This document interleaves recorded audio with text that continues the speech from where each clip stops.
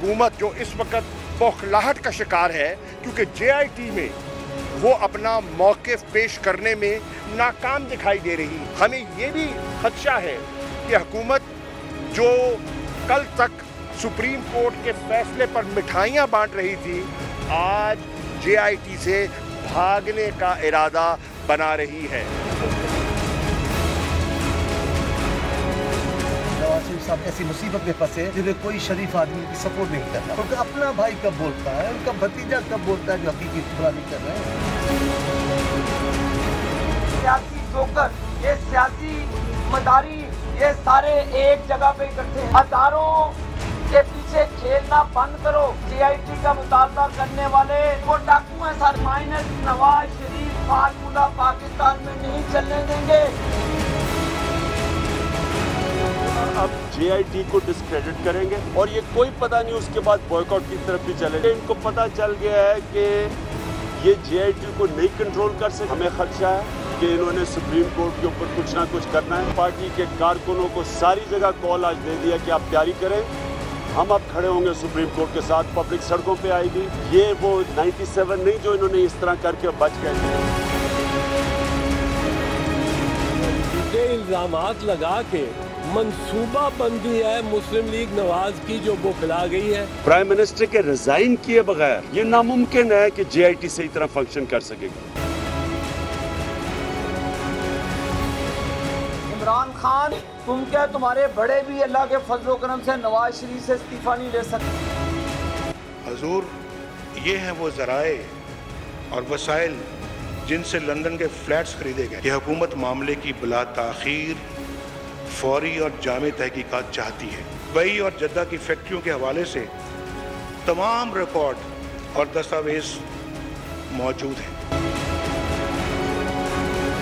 Commission की तहकीकात के नतीजे में मुझ पर कोई इल्ज़ाम साबित हुआ तो मैं एक लम्हे की ताखीर के बगैर घर चला जाऊंगा। बिस्मिल्लाहिर्रहमानिर्रहीम। अस्सलाम वालेकुम नाज़रीन, आप देख रहे हैं 92@8 विद सादिया अफजाल। नाज़रीन, वज़ीर आज़म पाकिस्तान मियां नवाज शरीफ साहब ने कहा था कि अगर उन पर कोई इल्ज़ाम साबित होता है तो वो एक लम्हे की ताख़ीर किए बगैर घर चले जाएंगे। और वो ज़राए भी आपने सुन रखे हैं जो कौमी असम्बली में खिताब से उन्होंने बताए थे कि किस तरीके से लंदन फ्लैट्स खरीदे गए। अब जो सुप्रीम कोर्ट ने JIT बनाई है जिनसे वज़ीर आज़म और उनके ख़ानदान की तहकीकात हो रही हैं पैनामा लीक्स के तनाजुर के अंदर, उनके साहबजादे तो पेश हुए ही हैं। अब वज़ीर आज़म साहब को जुमेरात को इस JIT ने तलब कर लिया है। आज JIT की जानिब से जो तमाम तफसीली रिपोर्ट है इस तनाजुर में कि कौन कौन सी दुश्वारियाँ हैं, कौन कौन सी रुकावटें हैं जिसकी वजह से वो तहकीकात अभी उस तरीके से मुकम्मल नहीं कर पा रहे, और जो मुकर्ररा वक्त है 60 रोज़ का, आज JIT ने यह भी बात कर दी है कि उसमें भी ताख़ीर हो सकती है क्योंकि इदारे कोऑपरेट नहीं कर रहे हैं। जो अहम और संगीन मामला आज हमारे सामने आया है वो ये है कि मुतल्लिका इदारे कहीं ना कहीं किसी ना किसी तरीके से रिकॉर्ड तब्दील करने की कोशिश कर रहे हैं। तो ये जो रिकॉर्ड टेम्पर करने का मामला है ये काफ़ी अहम मामला है। दूसरी जानिब पाकिस्तान मुस्लिम लीग नवाज़ को अदम एतमाद का जो वो इजहार करते आए हैं वो तो बढ़ ही रहा है हर गुजरते दिन के साथ। आज माइनस नवाज शरीफ फॉर्मूले की भी बू आने लग गई है। तो इसके पीछे कौन से अवामिल हैं, कौन से मुहर्रिकात हैं? और इमरान खान साहब भी बात करते हैं कि इदारे वज़ीर आज़म साहब के होते हुए तहकीकात नहीं कर सकते, तो लिहाजा वज़ीर आज़म साहब को जो जुमेरात को JIT ने तलब किया है उससे पहले पहले वो मुस्ताफ़ी हो जाएं। आज इन्हीं तमाम चीज़ों पर हम बात करेंगे। हमारे साथ इस्लामाबाद में मियाँ जावेद लतीफ़ साहब मौजूद हैं। MNA पाकिस्तान मुस्लिम लीग नवाज़ से आपका ताल्लुक़ है, बहुत शुक्रिया मियाँ साहब आपकी तशरीफ़ आवरी का। हमारे साथ कराची में फैसल वावडा साहब मौजूद हैं, पाकिस्तान तहरीक इंसाफ से आपका ताल्लुक़ है, आपको भी खुशामदीद कहते हैं प्रोग्राम में। और लाहौर से इरफान कादिर साहब हमें ज्वाइन कर रहे हैं, साबिक़ अटॉर्नी जनरल हैं। इरफान कादिर साहब अस्सलाम वालेकुम, आपको भी खुशामदीद। इरफान कादिर साहब, आप ही से आगाज़ करना चाहूँगी डिस्कशन का। ये जो मामला है ये कितना संगीन इल्ज़ाम है आपकी नज़र में जब ये कहते हैं कि जी रिकॉर्ड टेम्पर करने की कोशिश की जा रही है, मुतल्लिका इदारे कहीं ना कहीं उसको तब्दील कर रहे हैं, कोऑपरेट नहीं कर रहे, और आपको लगता है कि वाकई ये सबब बन सकता है जो आज JIT ने सुप्रीम कोर्ट में रिपोर्ट पेश करके ये बात की है कि जो टाइम फ्रेम जो 60 रोज का दिया गया उससे बढ़ भी सकता है? ये काफ़ी सीरियस एलिगेशन है, और रिकॉर्ड के साथ टेम्पर करना या डॉक्यूमेंट्स को फैब्रिकेट करना ये बज़ाते खुद एक फौजदारी जुर्म है, क्रिमिनल ऑफेंस है, और इसमें सेक्शंस जो हैं 468, 471, 420 ये सारे सेक्शंस अट्रैक्ट होते हैं।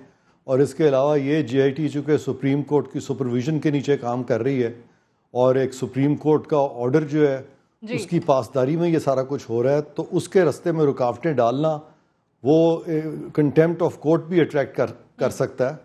और ये सारी चीज़ें जो हैं ये इस पे भी बल्कि सुप्रीम कोर्ट को बहुत बारीक बीनी से देखना होगा कि आया इन एलिगेशन में सदाकत है कि नहीं, और अगर सदाकत है तो फिर ये मामला काफ़ी सीरियस होगा। लेकिन बावजूद इन तमाम चीज़ों के सुप्रीम कोर्ट के लिए अब ये पॉसिबल नहीं है, या JIT के लिए, कि वो जो टाइम लिमिट सुप्रीम कोर्ट ने दी है 60 डेज़ की, उसको वो अब क्रॉस कर सकें, क्योंकि ये तो एक कंसेशन था मुस्लिम प्राइम मिनिस्टर साहब की फैमिली को और उनको, कि वो 60 दिन मज़ीद दे दिए गए थे कि वो अपने जो सोर्स ऑफ एसेट्स है, लेजिटिमेट सोर्सेज जो उनको एक्सप्लेन कर दें मज़ीद 60 दिन में।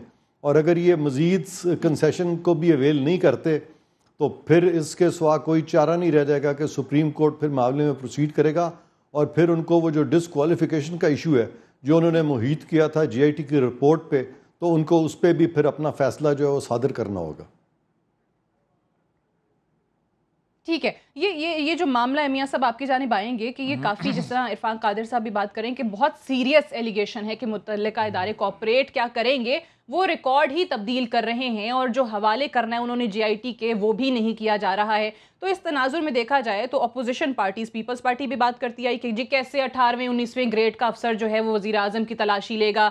अब इमरान खान साहब इसी तनाजुर में फिर से ये बात कर रहे हैं कि उन्हें फिर इस जुमेरात को पेशी से पहले इस्तीफ़ा दे देना चाहिए। बात यह है सादिया कि जिस तरह पहले अभी ये JIT बनी नहीं थी, उस वक्त प्राइम मिनिस्टर ने यह कहा था कि अगर कोई कमीशन बने, कोई JIT बने, मुझे कॉल करे तो मैं भी पेश होने के लिए तैयार हूँ। मैं समझता हूँ इससे जमहूरियत मजबूत होगी, और जो अच्छी बात है जुमेरात को जा रहे हैं। बिल्कुल, और उन्होंने कॉल किया वो जा रहे हैं। इसी तरह मैं समझता हूँ कि कोई अदारे जो हैं वो भी आज़ाद तस्वर किए जाएंगे जब प्राइम मिनिस्टर जो हैं किसी 17वें 18वें या 20वें स्केल के बंदे के सामने अपनी सफाई दे रहे होंगे। तो मैं समझता हूँ कि जो ये लोगों का मफरूज़े थे कि उनके होते हुए इन्वेस्टिगेशन आज़ादाना तौर पे नहीं हो सकेगी, इनके होते हुए कोई इनको सज़ा नहीं दी जा सकती या इनको बुलाया नहीं जा सकता, तो वो तो चीज़ें ख़त्म होगी। अब लेकिन एतराज़ात जो आप लोगों की तरफ से भी आ रहे हैं वो काफ़ी हद तक आपको लगता है कि बिला जवाज़ आ रहे हैं। मिसाल के तौर पे आज वो जो वो तस्वीर लीक हो जाने वाला मामला था, या उससे बढ़ के जो वीडियो रिकॉर्डिंग की बात कर दी गई, तो ये जस्टिस एजाज अफजल साहब ने आज बात की है कि वीडियो रिकॉर्ड करना गैर कानूनी नहीं है, बयान के ट्रांसक्रिप्ट तैयार करने के लिए भी ये चीज़ की जाती है। मैं अर्ज़ करता हूँ कि हमें रिकॉर्डिंग पे इतराज़ नहीं है, हमें इतराज़ इस चीज़ पे है कि जब एक तस्वीर लीक हो सकती है तो कल को वो रिकॉर्डिंग जो कर रहे होंगे वो क्यों नहीं लीक की जाएगी सियासी मकासद के लिए, सियासी मकासद, ये बिल्कुल। और मैं समझता हूँ कि अगर साफ शफाफ एहतसाब हो, इन्वेस्टिगेशन हो, तो उसके लिए तो हम पिछले 2 साल से कह रहे हैं कि ये होना चाहिए। मगर ये कहाँ का इंसाफ है कि आप अगर 450 लोगों की ऑफशोर कंपनियां निकली हैं तो उसमें से एक ख़ानदान या एक शख्स के लिए तो आप सारे कानून बना रहे हैं, सब कुछ आप उसको इन्वेस्टिगेट कर रहे हैं। या अगर तो पनामा लीक्स तो बने हुए हम तो कहते हैं कि सबका होना चाहिए, लेकिन क्योंकि इस मुल्क के वजीर आज़म है, मुंतखब वजीर आज़म है, आपका एतराज़ जो है ना, मैं अगर आगे इजाज़त दें क्योंकि आज ख्वाजा साद रफीक साहब ने भी जो ट्वीट किया है ना, वो भी यही कहते हैं कि जी जो मुंतखब वज़ीर आज़म है उनको तो नाअहल भी करते आई है अदालत, ये निज़ाम, फांसियां भी देते आए हैं जर्नैलों को, जजेस को और जर्नलिस्टों को कोई नहीं पूछता। आप दूसरे गेस्ट के पास जाने से पहले मैं ये अर्ज़ करूँगा कि ये भी साथ ही कहा जाता रहा है कि कोई भी हुक्मरान ख़ानदान हो, कोई पावरफुल हो, कोई बाइख्तियार हो, तो उसका एहतसाब नहीं होता। लेकिन हमने ये मिसाल कायम की कि हम 3 नस्लों का हिसाब दे रहे हैं। सर मैं फैसल वाडा साहब वो कह रहे हैं कि जी 3 नस्लों का हिसाब दे रहे हैं, जिस पर इमरान खान साहब और आपकी जमात कहती है कि जी पता नहीं कितना और टाइम हमें ये सुनना पड़ेगा कि 3-3 नस्लों का हिसाब दे रहे हैं, लेकिन वज़ीर आज़म साहब जुमेरात को पेश हो रहे हैं। मियां जावेद लतीफ़ साहब की आपने बात सुन ली, वो कहते हैं कि यही तो एक कमाल है, यही तो हुस्न है इस निज़ाम का कि अब पहली बार इस तरीके से हो रहा है कि 17वें 18वें ग्रेड के सामने 19वें ग्रेड के अफसर के सामने वज़ीर आज़म जा रहा है मुल्क का। बहुत शुक्रिया सादिया साहिबा, मुझे भी 1 मिनट दे दीजिएगा। काफ़ी लंबी तकरीर लतीफ़ साहब ने की है। देखिए जी, सबसे पहले तो आप आ जाएं कि कहाँ से एक स्टोरी शुरू हुई है। जनरल जिलानी साहब और ज़िया उल हक साहब की गोद से जिन्होंने सियासत शुरू की वो कौन है? नवाज़ शरीफ साहब। हुदैबिया मिल्स की बात करें, कौन है? नवाज़ शरीफ साहब। 4 चीफ ऑफ आर्मी साहब से जिनका झगड़ा हुआ वो कौन है? नवाज़ शरीफ साहब। उसके बाद डॉन लीग्स का किस्सा आ जाए, उसमें कौन है? नवाज़ शरीफ साहब। 97 के सुप्रीम कोर्ट पर हमला किसने किया? नवाज़ शरीफ साहब। उसके बाद आ जाए आप ये जो खबर लीक की गई उसमें नवाज़ शरीफ साहब। उसके बाद पैनामा के अंदर आ जाए उसमें नवाज़ शरीफ साहब।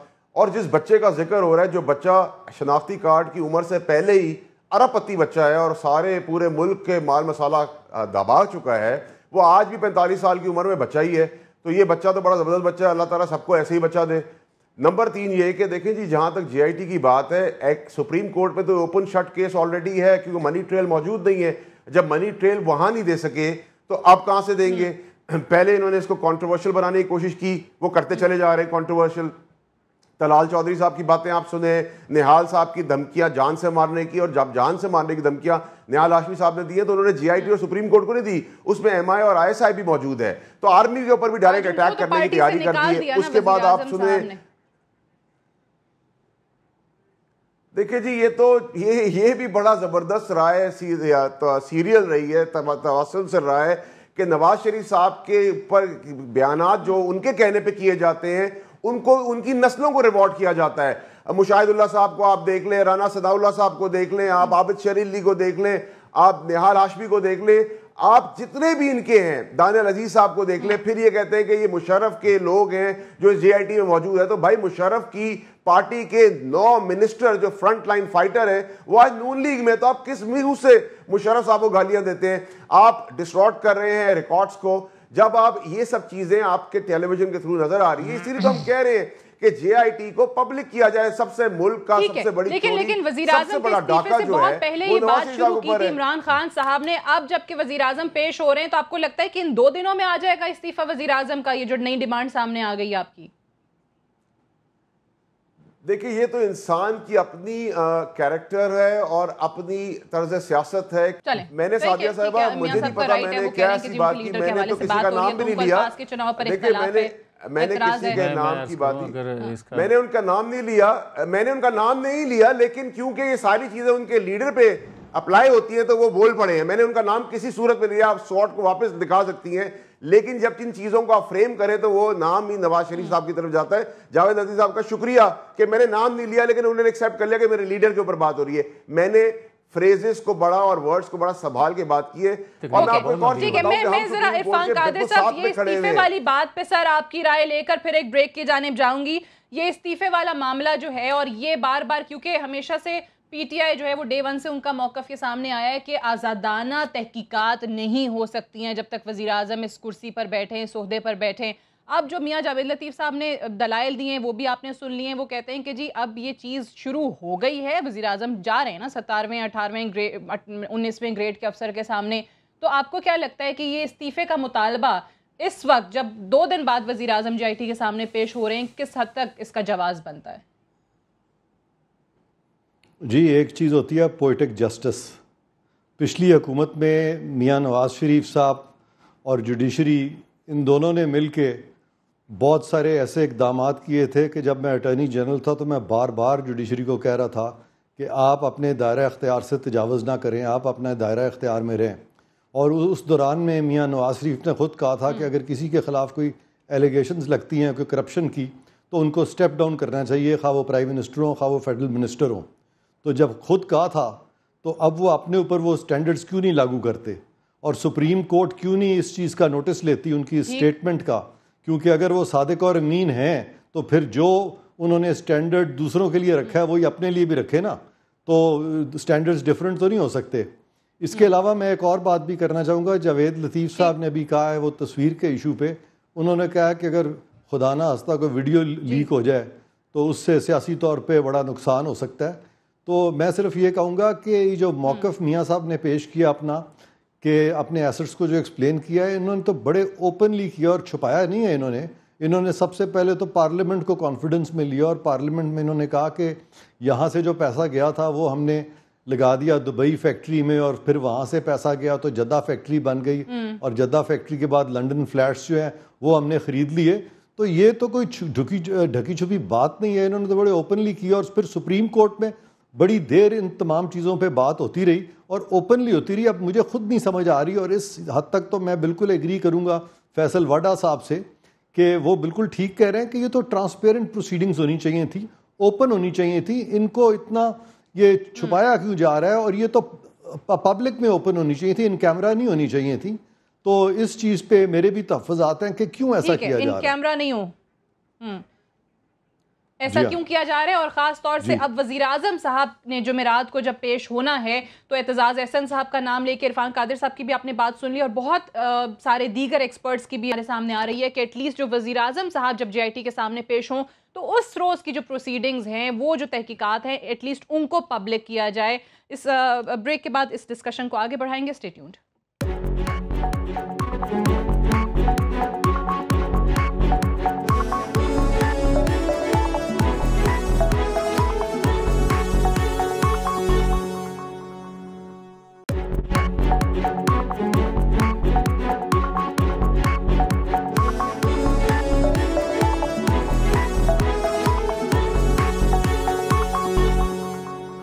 वेलकम बैक प्रोग्राम में एक बार फिर से खुशामदीद। मियां साहब, जो इरफान कादिर साहब ब्रेक पे जाने से पहले बात कर रहे थे कि जो आपके तहफ़्फ़ुज़ात थे कि कल को ये रिकॉर्डिंग बाहर आ जाए, लीक हो जाए, सियासी मकासद के लिए इस्तेमाल हो। एक तो वो कहते हैं कि ओबियसली इसको पब्लिक होना चाहिए, क्यों इन कैमरा कर रहे हैं, और दूसरा ये जो बारहा पहले तो एक हम अखबार में ये पढ़ चुके हैं कि जी JIT के हवाले से कुछ तहफ़्फ़ुज़ात सामने आए हैं, वादा माफ़ गवाह ढूंढने की कोशिश कर रही है, और आपके लीडर तो अब खुलेआम आके ये बात कर रहे हैं। नहीं, बात ये है सादिया, इरफान कादिर साहब ने जो बात की है मैं उनकी बात से इत्फाक करता हूँ कि पब्लिक हो ये सारी प्रोसीडिंग, जो भी सवाल जवाब हो, लेकिन ये सब के लिए होना चाहिए। अगर आप इस ख़ानदान की इन्वेस्टिगेशन हो तो उसको तो कहो कि पब्लिक होना चाहिए, उस पर तबसरे होने चाहिए और कोर्ट के बाहर निकल के ही होने चाहिए। और दूसरी जानब इमरान खान का अगर इन्वेस्टिगेट हो रही हो कुछ चीज़ या केस ट्रायल हो रहा हो तो उसके पर आप पाबंदी लगा दें, ये कैसा इंसाफ है? तो एक सेकंड, अब आपने बात की, मुझे टाइम पूरा देंगे जी, जी, बिल्कुल सर, मैं ये कहता हूँ आप जो बात कर रही हैं, मैं बिल्कुल बात यही कह रहा हूँ। मैं ये कह रहा हूँ कि अगर अदारों, ये जो जितने अदारे हैं इनमें बैठे लोग, कोई मेरा भाई है, भतीजा है, आपका कोई अजीज वकार, इसी तरह है ना, सारे हम में से हैं, और कोई ज़रूरी नहीं है कि मैं गलती नहीं कर सकता, मुझसे जाने अनजाने में कोई गलती हो नहीं सकती। मैं ये कहता हूं कि कौम ये सवाल करती है कि अगर एक के लिए आप बैन करेंगे कि पब्लिक में आके वो बातें ना की जाएं, मीडिया पे उसका उन चीज़ों को ना डिस्कस किया जाए, तो दूसरे के लिए क्यों नहीं भाई? सबके लिए होना चाहिए।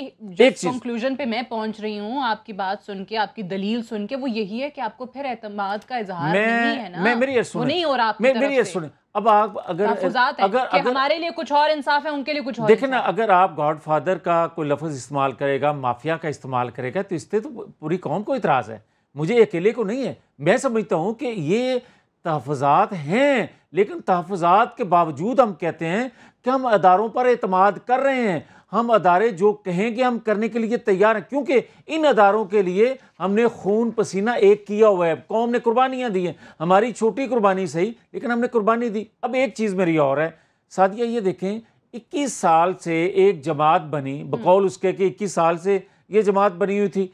कोई सवाल करता है ये कि 4 साल में यकायक क्या हो गया कि परवेज़ मुशर्रफ के रेफरेंडम में काम किया और ये जमात पॉपुलर जमात बन गई। ये भी कौन सवाल करती है, और कौन ये भी सवाल कर रही है कि भाई आप अगर धमकियां दोगे, अगर आप कंटेनर पर चढ़ोगे, आप धरने दोगे, तो क्या इससे अदारों को आप दबाव में नहीं लाते? और अगर दबाव तो लेकिन अभी क्या PTI दबाव में ला रही है? मैं अभी ऐसा क्या कर रही है कि जो JIT के लोगों पे या जिन इदारों के लोग वहां बैठे हुए हैं उनको दबाव में कैसे ले आए? अच्छा मेरी बात सुने, अगर आप धरने देंगे, अगर आप इस्लामाबाद को ब्लॉक करने की बात करेंगे, अगर आप सुप्रीम कोर्ट के आला जजेस को उनके रास्ते बंद कर दोगे, तो ये दबाव नहीं है। अगर हम ये कहते हैं कि हमें इस बात पर तहफ़्फ़ुज़ात हैं मगर इसके बावजूद हम JIT में सर आपके लोग तो JIT को खुलेआम कहते हैं ना कि ये JIT है कि कसाई की दुकान अच्छा, है, ये JIT है कि जेम्स बॉन्ड 007 की मूवी है। अब तो आप कौन से एतमाद की बात कर रहे हैं? ठीक है ना, मैं ये अर्ज करता हूँ, अगर व्हाट्सएप पे कोई आप नाम लेंगे, अगर आप तस्वीर लीक करेंगे, अगर आप गवाह जो हैं उन पर दबाव डालेंगे कि नहीं आप वादा माफ गवाह बन जाओ वरना अंदर रहोगे सारी जिंदगी। अच्छा, तो मुझे ये बताइए एक सेकंड, क्या ये JIT का क्या इस कमेटी का ये काम है? मैं ये तो इरफान साहब से जवाब लूंगी, लेकिन क्योंकि पहले आपने PTI के हवाले से जो बात कर दी है, फैसल साहब मेरे ख्याल से he would want to respond. Faisal वाटर साहब ये जो बात कर रहे हैं कि जी इंसाफ आप लोगों के लिए कुछ और है, इनके लिए कुछ और है, ये एतराज़ करते हैं तो इनके एतराज़ात को सुना नहीं जा रहा, आपके लिए कोई और इंसाफ, इनके लिए कोई और इंसाफ। सादिया साहबा देखें, जावेद लतीफ़ साहब ने बड़ा इंपॉर्टेंट पॉइंट निकाला कि जी पहले तो पिक्चर लीक हो गई है, फोटो, और अगर वीडियो लीक हो गई तो क्या होगा। तो मैं उनको याद दिलाऊंगा, चौधरी निसार साहब ने कहा था हमारे पास घंटों की टेप है डॉक्टर आसिम की, और डॉक्टर आसिम की जब टेप चल रही थी तब सरकार फेडरल गवर्नमेंट किधर थी, नंबर 1। नंबर 2 ये कि जब इतने बड़े इल्जामात जिन पे लगे, अब आपको मैं मिसालें देता हूँ, मुझे डिफेंड करना पड़ जाता है, मैं आपको मिसालें देता हूँ। आज इस मुल्क के अंदर मैं अरेस्ट हुआ सिर्फ प्रोटेस्ट पुरअमन करने के लिए, 150 लोगों ने आके मुझे अरेस्ट किया। यहाँ लोग बेड़ियां डालते हैं, हथकड़ियां लगाते हैं, जिस पे इल्जाम होता है, उसकी सुनवाई 3 दिन के बाद से लेकर 2.5 साल 5 साल तक सुनवाई होती है। शर्जील इनाम मेमन आते हैं, कराची लैंड होते हैं इस्लामाबाद में, हाई कोर्ट की बेल लेके उनका गिरबान घसीट लिया जाता है। जरदारी साहब को जेल में रख के उनके गले पे छुरी और जबान पे छुरी मारी जाती है। फारूक सत्तार को मोबाइलों में खींच के फेंका जाता है, आमिर खान को फेंका जाता है। तो क्या पाकिस्तान के लिए कानून एक है और पंजाब के शरीफ खानदान के लिए एक है? ये पॉसिबल नहीं है। देखिए ये JIT, आप कहते हैं JIT की फोटोग्राफ लीक हुई, मुझे आप बताएं, पूरी दुनिया को पता है वो एम्बुलेंसेज वहां खड़ी थी। जिस दिन स्वीपिंग के बाद वो जो एम्बुलेंस आई, क्या पूरी दुनिया को नहीं पता कि उसमें IB ने अपनी बगिंग डिवाइसेस लगाई हुई थी? आप तो इंटरनल प्राइम मिनिस्टर हाउस के अंदर भी बगिंग करते हैं। आपके बयानात आते हैं कि हमने सुन लिया आपने क्या कहा, आपके प्रोग्राम पे आपने उसको जस्टिफाई किया क्योंकि गवर्नर साहब ने आपको अपना पॉइंट ऑफ व्यू दिया। लेकिन ये ढकी छुपी बातें नहीं है, किससे मुंह से निकल गई बात किसी ने पकड़ ली तो वो क्लैरिफिकेशन की तरफ जाती है। लेकिन दोहरा मेयार तो नवाज शरीफ साहब की तर्ज सियासत के अंदर हमेशा से रहा है। क्यों इन्होंने कहा था मैं पेट फाड़ के लाऊंगा पैसे, क्यों उस पर माफी मांगी? आप कहते हैं धरनों की वजह से हमें नुकसान, हम चलने नहीं दे रहे भाई धरनों की वजह से। वो तो PTI के हवाले से भी आपको याद होगा, जो दानियाल अजीज और तलाल चौधरी साहब मीडिया से बात करते हुए उन्होंने तो ये भी कह दिया कि ये इदारे अब हमारी नहीं सुन रहे हैं, ये इदारे जो हैं वो PTI के खिलाफ कोई कार्रवाई नहीं कर रहे हैं।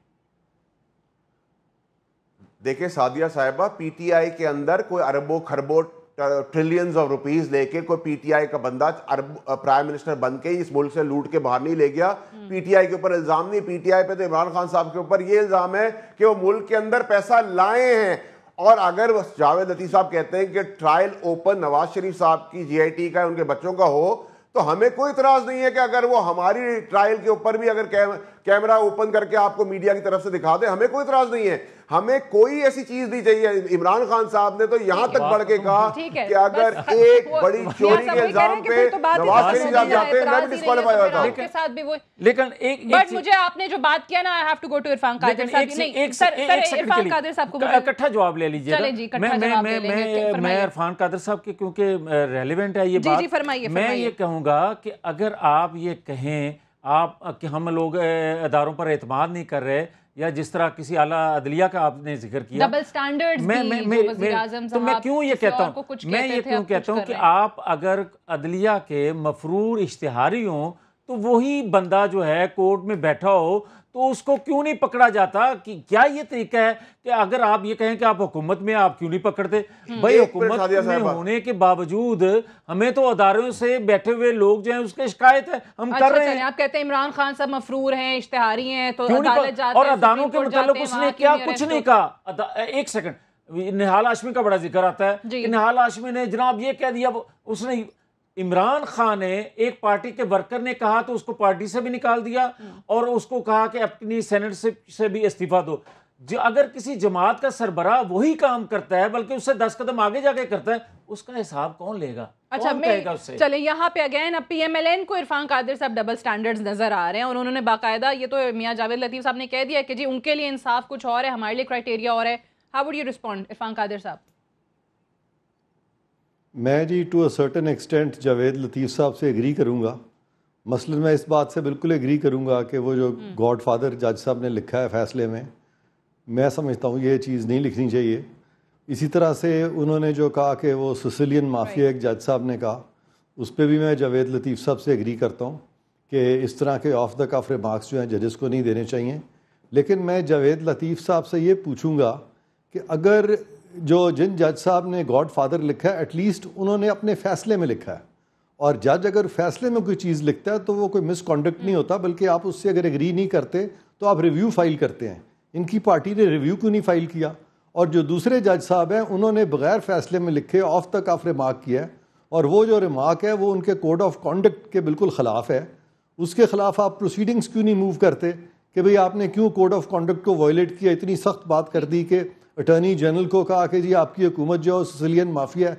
और तीसरी बात जो इन्होंने की व्हाट्सएप के ऊपर, तो व्हाट्सएप के इशू पे इन्होंने एप्लीकेशन क्यों नहीं दी? अगर इन्होंने तस्वीर के इशू पे एप्लीकेशन दी है तो व्हाट्सएप पे क्यों नहीं दी? ये मैं चाहूँगा जावेद लतीफ़ साहब इस पे जवाब दें।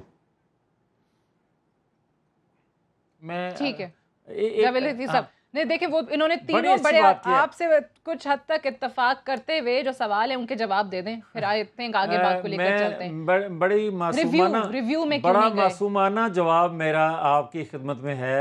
मैं ये गुजारिश करूंगा कि ये सब चीजें होते हुए किससे शिकायत करें? नंबर 1। नंबर 2, किससे करें? मैं अदालत में जाए, रिव्यू में कह रहा हूं, एक सेकंड बेटा वो समझ जा सकते थे ना। एक सेकंड लीगल वे करूंगा कि मुझे इरफान कादिर साहब, मैं आपकी खिदमत में एक और गुजारिश कर दूं, आप इकट्ठा जवाब दे दीजिएगा। मैं ये कहता हूं कि क्या ये तमाम जो चीज़ें आप कह रहे हैं, क्या एक ही ख़ानदान के लिए ये सब चीज़ें बनी हैं कि एक ख़ानदान का जो है एहतसाब किया जाए, एक ख़ानदान से ही इंतकाम लिया जाए? और ये जो बातें की जा रही हैं कि मनी लॉन्ड्रिंग के हवाले से, उनके पैसे के हवाले से, उनके टैक्स के हवाले से, हदैबिया पेपर मिल के हवाले से, ये सारी चीज़ें वो ख़ानदान जो है इक़्तिदार में आने से पहले की है उनकी। ये एहतसाब अगर करना है तो एक आम शहरी की तरह उनका भी किया जाना चाहिए, क्यों नहीं किया जाना चाहिए? मगर बाकी जो सारे लोग, जहांगीर तरीन नजर आ रहा है कि एक मोटरसाइकिल पे जाने वाला बंदा आज अरब खरबपति कैसे बन गया? मसला सिर्फ यही है कि आप कहते हैं कि सबके लिए होना चाहिए, क्राइटेरिया अलग है, आपको ये नजर आता है। इमरान खान मुझे इजाजत है जी, मैं कुछ कहूं। मैं बड़ी माजरत से अब मुझे ये कहना पड़ेगा कि एक एक्सियन का बेटा जो है वो 350 कनाल के घर में लग्जरी लाइफ कैसे गुजार रहा है, उसका सोर्स ऑफ इनकम क्या है? क्या अदारों को ये नजर नहीं आ रहा? अच्छा। और अगर आप ये आज तो इन्वेस्टिगेट कर रहे हैं ना इन शरीफ फैमिली को कि उनके अजीजों अकारब के नाम क्या होगा, उनके दोस्तों के नाम को ना कोई चीज निकला है, ये सारी चीजें इन्वेस्टिगेट की जा रही हैं, तो खान साहब के मुतल्लिक भी ये जरूर पूछा तो जाए। कादिर साहब आपके सवालात के जवाब में सर मजीद सवालात उठा दिए गए हैं, अब आप जवाब दे लें इरफान साहब। मेरा सबसे पहला जवाब तो ये है कि इन्होंने जो कहा कि एक्सियन का बेटा जिसको आप कह रहे हैं वो वर्ल्ड क्लास क्रिकेटर था, और वो पाकिस्तान का पहला सियासतदान है जो अपने वालदैन की प्रॉपर्टी के ऊपर सियासत नहीं कर रहा, बल्कि वो अपनी मेरिट के ऊपर अपने फील्ड में कामयाब होने के बाद सियासत में है। यहाँ पे तो ये लोग जो हैं बाकी अपने फील्ड को परसू ही नहीं करते, और वालदैन के जो फील्ड है उसी को परसू करके उनके पैसे पे सियासत करते हैं। तो मैं इमरान खान की साइड नहीं लूँगा, लेकिन इमरान खान जो है वो पाकिस्तान का एक हीरो ज़रूर है, और इस हद तक मैं समझता हूँ कि ये जो इन्होंने मिसाल दी है कि एक्सियन का बेटा कह के, इस चीज़ से मैं बिल्कुल एग्री नहीं करता। और इन्होंने जो दूसरी बात की है कि जी अकेले ख़ानदान को कटहरे में खड़ा किया जा रहा है, तो वो यही ख़ानदान था जिसने कि ये तमाम मेयार और स्टैंडर्ड्स खुद सेट किए थे सियासतदानों के लिए, वज़रा के लिए और वज़ीर आज़म के लिए।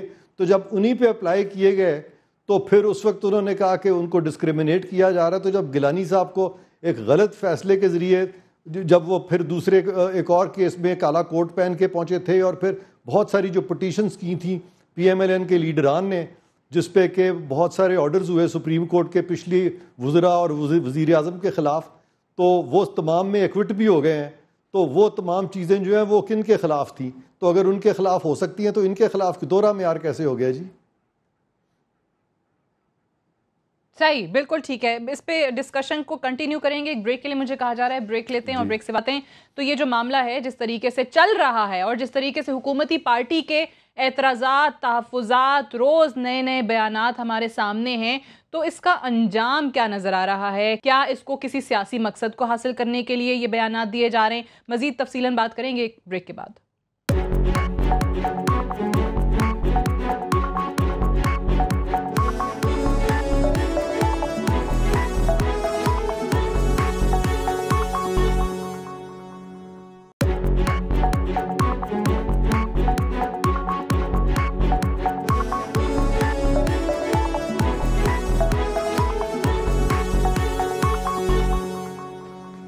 जी वेलकम बैक। प्रोग्राम में एक बार फिर से खुशामदीद। फैसल वाटर साहब, आज इमरान खान साहब ने एक बात की और वो ये कहते हैं कि जी अभी फिल वक्त हम अपने लोगों को बाहर नहीं ला रहे हैं, वरना आवाम तो तैयार बैठी है सड़कों पर आने के लिए। हम देखना चाहते हैं कि ये खुद क्या करते हैं, आया इस्तीफ़ा देते हैं, नहीं देते हैं, या जुमेरात को जिस अंदाज में पेश होते हैं GIT के सामने। तो वाकई फिर से कोई नई तहरीक चलाने का इरादा रखते हैं खान साहब, जो आज बात कर रहे थे। और ये वज़ीर आज़म के इस्तीफ़े के मामले को लेकर आपको लगता है कि अब आप वर्कर्स को मोबिलाइज करने की कोशिश कर रहे हैं? देखिए सादिया साहिबा, हमने डे 1 से ये कहा था कि मियां नवाज शरीफ साहब एज प्राइम मिनिस्टर जब भी होंगे हर्डल्स, रुकावटें आती रहेंगी, और रुकावटें आप देख रही हैं तसलसल से शुरू हो गई हैं। अटैकिंग मोड भी हो गया है, बाइकआउट की भी ऑप्शन ढूंढ रहे हैं। 18 थर्सडे को जब हाजिर होंगे वो, उसके बाद वो क्या नया ड्रामा क्रिएट करते हैं। ये राना सनाउल्लाह की बड़ी कैटेगोरिकली क्लियर स्टेटमेंट है कि हम नहीं मानेंगे वो हीट जनरेट करें अपने लोगों के अंदर। तो देखिए, जब खान साहब की कॉल अंडर डिबेट, तो सारी चीज़ें हैं ना कि पाकिस्तानियों को ये इंसाफ दिलाने के लिए पुरअमन प्रोटेस्ट भी हो सकता है। अगर मैं अकेला कराची बंद कर सकता हूँ तो हमारे पास तो लाखों कारकुन है, वो that's not an issue for us.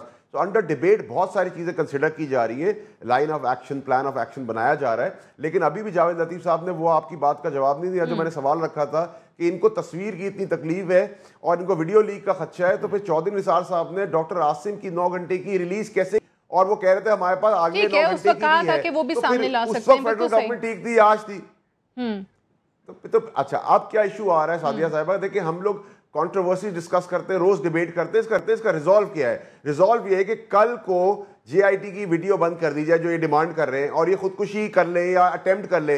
अब जो हमने तस्वीर देखी उसमें उनका राइटिंग पैड पड़ा हुआ है, उनके साथ टिश्यू बॉक्स पड़ा हुआ है, पेन पड़ी है, कंडीशन कमरा है, कुर्सी है, कोई तस्लील नहीं की जा रही, कोई गिरेबान नहीं पकड़ा जा रहा। अब उसके अंदर मैंने कोई बैग ऑफ डॉक्यूमेंट्स नहीं देखा कि वो सबूत दे रहे हो। तो बहुत सारे सवाल पाकिस्तानियों के अंदर भी हैं। एज एन इंडिविजुअल मेरे दिमाग में बहुत सारे सवाल आते हैं कि क्या जबानी GIT हो रही है, इसको पब्लिक किया जाए। अगर FBI का डायरेक्टर चीफ जो है वो पूरी अपनी चीजें दुनिया के आगे कैसा पब्लिक कर रहा है, तो ये मुल्क की सबसे बड़ी चोरी है। क्या पता जो इनकी रिजर्वेशन है, पाकिस्तानियों की रिजर्वेशन है, हमारी रिजर्वेशन है, उसका हल यही है। तो फैसल PMLN को तो अगर एक तस्वीर लीक हो जाने पे वो तज़हीक का जो हम बात कर रहे हैं या तौहीन हो गई, वो एलिमेंट नजर आ रहा है, तो फिर आप पब्लिक होने देंगे ये चीजें? आप इसके हक में हैं जो कहते हैं इन कैमरा प्रोसीडिंग्स नहीं होनी चाहिए, पब्लिक हो, खास तौर से वजीर आजम जिस दिन पेश हो? मैं अर्ज करता हूँ सादिया, ये फैसल पहले अपनी जमात से पूछ लें, हम बिल्कुल तैयार हैं। लेकिन उसके लिए ये ज़रूरी होगा कि जो इमरान खान के केसेस चल रहे हैं इलेक्शन कमीशन में, सुप्रीम कोर्ट में, उसकी भी पब्लिक चीज़ों को किया जाए, ताकि लोग उस सूरत में आपको कबूल होगा जब इमरान खान की भी सारी हेयरिंग जो है, प्रोसीडिंग्स एक कानून होना। ये देखे ना, मैं तो ये कहना चाह रहा हूँ, इमरान खान हो या ज़ैद बकर हो, मैं तो ये कहना चाहता हूँ कि अगर एक की चीजें पब्लिक की जा सकती हैं या करने की डिमांड आती है, तो बाकी लोगों के लिए क्यों नहीं भाई?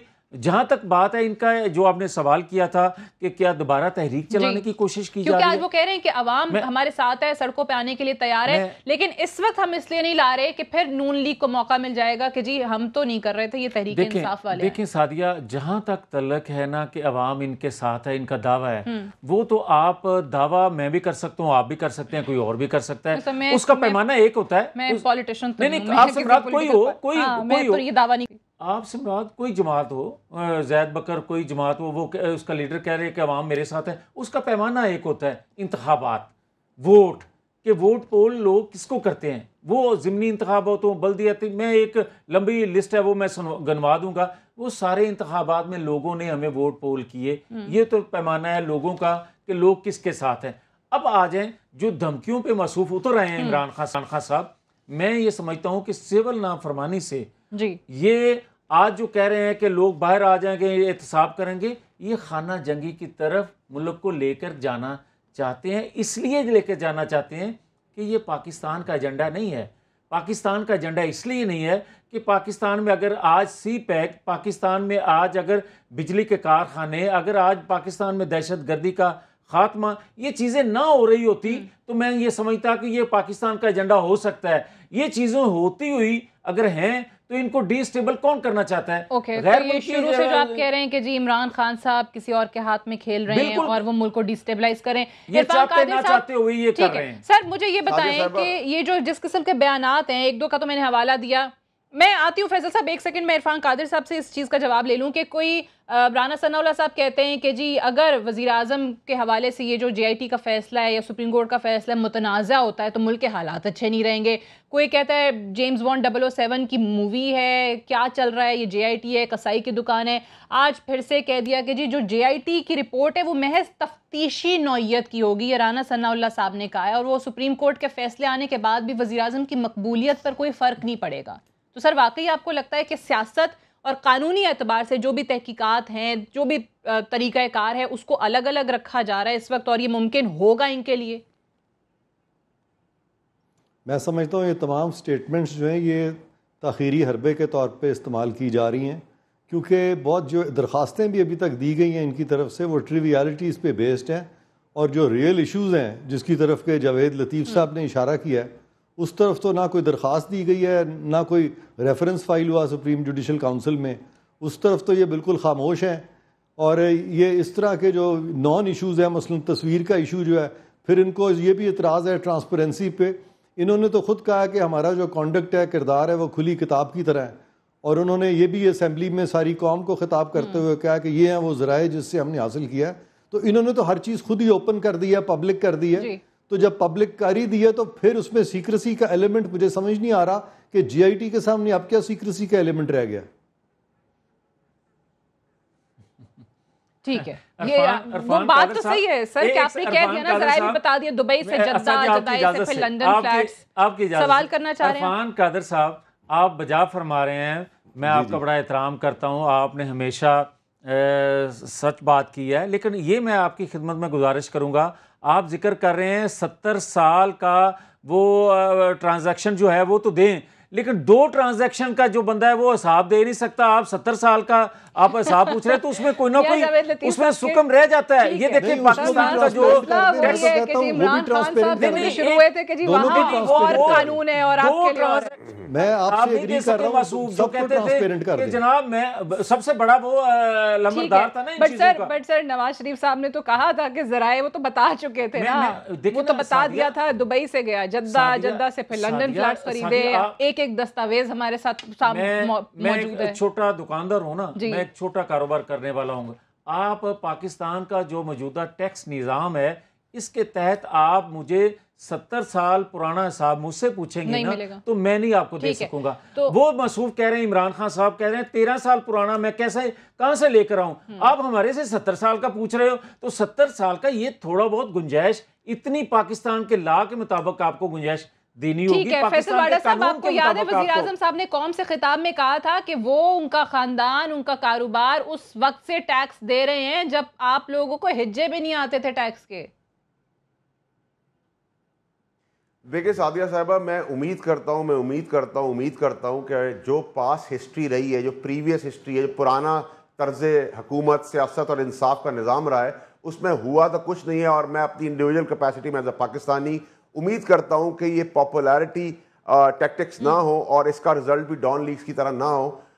और उम्मीद की जाती है कि जिस तरह के बयानात और जिस तरह से 2 सुप्रीम कोर्ट के जजेस ने, जो आइंदा आने वाले जजेस जिन्होंने बनना है सुप्रीम कोर्ट के, उन्होंने तो स्ट्रेट अवे अपना फैसला दे दिया है कि सादिक और अमीन नहीं है। जहाँ तक ये बात करें, हमारे पास 13 साल के रिकॉर्ड्स आ गए हैं। इन्होंने कतरी खत लाए थे वो एज मनी ट्रेल के, हम ऊँटों और गाड़ियों में लेके गए थे पैसा, और वो कतरी खत को उठा के बाहर फेंक दिया सुप्रीम कोर्ट ने। और वो कतरी शहजादा जो है, जो प्राइम मिनिस्टर अपने कतर का है, रह चुका है, और उसके ऊपर अरबों खरबों किस्म के एलिगेशंस हैं, वो आने को भी तैयार नहीं है।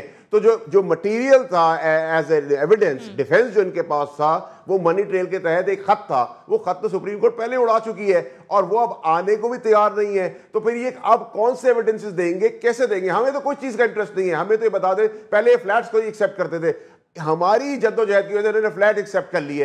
अब ये बता दें कि जी कैसे हुआ। अगर अब आपको टेक्निकलिटीज में जाऊंगा, इरफान साहब बैठे में आपको बताएंगे स्टैंप ड्यूटी कैसे दी जाती है, पैनामा के अंदर किस तरह रजिस्टर की जाती है, कौन उसका सर्विस एजेंट है, कौन उसका मैनेजिंग एजेंट है। There are tons of things to discuss and find out. जब तक वो अपनी अथॉरिटी और अटॉर्नी नहीं देते साइन करके निस्कोल और नेस्कोल की, तो कोई ऑथराइज ही नहीं उधर तक ट्रैक करने के लिए। तो बहुत सारी टेक्निकलिटीज पे अगर मैं एज अ पाकिस्तानी बात करूंगा, बट क्योंकि जीआईटी ने कहा है जी हम 60 दिन में फैसला करके देंगे, I hope and I hope कि वो फैसला हो। ऐसा ना हो कि आधा तीतर और आधा बटेर हो, क्योंकि हमने पुरानी जितनी भी हिस्ट्री देखी उसके अंदर ऐसा ही हुआ है। और ये जो चाह रहे करना, कंट्रोवर्शियल बनाना चाह रहे, लड़ाई लड़ना चाह रहे, टाइम पीरियड है, उसमें भी जो डिफिकल्टीज हैं आज उसका इजहार तो जीआईटी ने किया है सुप्रीम कोर्ट के अंदर अपनी इस रिपोर्ट में। इरफान कादिर साहब, जहां से गुफ्तगू शुरू हुई थी सर आपसे, वहीं पर फिर मैं वापस आऊंगी। जो हम बात कर रहे थे कि जो जीआईटी कह रही है कि मुतल्लिका इदारे ताउन नहीं कर रहे, रिकॉर्ड हवाले क्या करना है, वो तो रिकॉर्ड को ही तब्दील करने की कोशिश कर रहे हैं। तो इस ज़िमन में आपको लगता है कि आने वाले दिनों में सुप्रीम कोर्ट खुद से नोटिस लेकर इस चीज़ का, और जिन भी इदारों की तरफ उनका इशारा है, उनके सरबराहान को, उनके लोगों को बुला सकते हैं, और ये कंटेम्प्ट के ज़ुमरे में आपने शुरू में कहा था कि आता भी है? जी बिल्कुल, सुप्रीम कोर्ट को इस चीज़ को बड़े सीरियसली टेकअप करना पड़ेगा इन ऑल अर्नेस्टनेस। और इसलिए भी टेकअप करना पड़ेगा कि एतजाज़ एहसन साहब ने ये कहा है कि सुप्रीम कोर्ट का एक सॉफ्ट कॉर्नर रहा है PMLN के लिए, और मुझे यकीन है कि सुप्रीम कोर्ट कोशिश करेगा कि इस तरह के नोशन को डिस्पेल करे।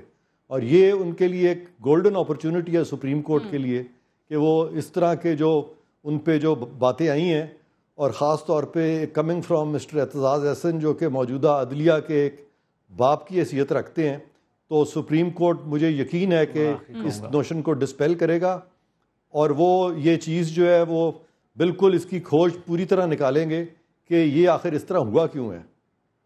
ठीक है इरफान कादिर साहब, ठीक है, यानी सॉफ्ट कॉर्नर रहा है सुप्रीम कोर्ट का, वो कहते हैं हमेशा से PMLN के लिए। आपने जो कहा उससे मैं ये मतलब लूँ कि इसका मतलब है कि इंसाफ के तकाजे पूरे नहीं होंगे, बल्कि लोगों को मुतमिन किया जाएगा कि साहब अगर हमारे बारे में ये कहा जाता है तो हम उसके उल्ट ये फैसला दे रहे। ये तो मुनासिब नहीं है। इंसाफ के तकाजे पूरे होने चाहिए। अगर माजी में गलत हुआ है तो आज इसी तरह का फैसला आएगा तो वो तो गलत है। सब वो ये कह रहे, उन्होंने ये कहा है कि आप कोशिश करेंगे किसी तरह के हुआ था कि आपकी साइड ली जाती है। ये नहीं उन्होंने कहा। नहीं, उन्होंने ये जुमला बोला। मैं कह रहा हूं कि सुप्रीम कोर्ट अब किसी की साइड नहीं लेगी। बरक्स जो है इंप्रेशन देने की कोशिश करें, ठीक है, लेना नहीं चाहिए। ठीक है, फैसल वाडा साहब, आपको भी यही नजर आ रहा है जो बात कर रहे हैं कि जी सॉफ्ट कॉर्नर रहा है PMLN के लिए पास्ट में सुप्रीम कोर्ट का, और अब जो है supreme court that goes without saying. बिल्कुल देखें जी, इसमें कोई दो राय नहीं है। बिल्कुल जो एतजाज़ हसन साहब ने कहा है या इरफान साहब जिस तरफ इशारा कर रहे हैं, दैट गोज विदाउट सेइंग। बिल्कुल एब्सोल्युटली सारे ऑर्गन, सारे इदारे मियां साहब की नौकरी करते आए हैं, ये हमें पता है। हम बड़े हो गए देखते हुए, सुनते हुए, हमारे बच्चे बड़े होने वाले हैं। इंसाफ इस मुल्क में नहीं मिला, वी एक्सपेक्ट। मैंने बार बार कहा, मैं होप करता हूं कि पॉपुलैरिटी टैक्टिक ना हो और इसका रिजल्ट डॉन लीग्स की तरह ना हो कि कुर्बानी की और सदकों के बकरों पे अब काम नहीं चलेगा, अब ऊंट और हाथियों की बारी आ गई है। ठीक है, कुर्बानी के बकरों पे अब काम नहीं चलेगा। हैव टू वाइंड अप है। बहुत बहुत शुक्रिया फैसल वाडा साहब, इरफान कादिर साहब और मियां जावेद लतीफ़ साहब का प्रोग्राम में ज्वाइन करने के लिए। जिस तरह प्रोग्राम में बात हुई कि आज जो जीआईटी की तरफ से जिन डिफ़िकल्टीज़ का, दुश्वारियों का, रुकावटों का इजहार किया गया है सुप्रीम कोर्ट के अंदर अपनी इस रिपोर्ट में, वो काफ़ी संगीन इल्ज़ाम है, इदारों पर संगीन मामला है। और इसको अब जिस तरह इरफान कादिर साहब भी कह रहे थे कि देखना यह है कि सुप्रीम कोर्ट जितनी जल्दी टेकअप कर सके उतना ही अच्छा है, कि जहां पर मुतल्लिका इदारे जीआईटी से कोऑपरेट करने की बजाय उस रिकॉर्ड को जो उन्होंने जीआईटी के मेंबरान को हवाले करना है उसको टेम्पर करने की कोशिश करें। That's all for tonight. I will see you tomorrow इंशाल्लाह। इजाज़त दीजिए, खुदा हाफिज़।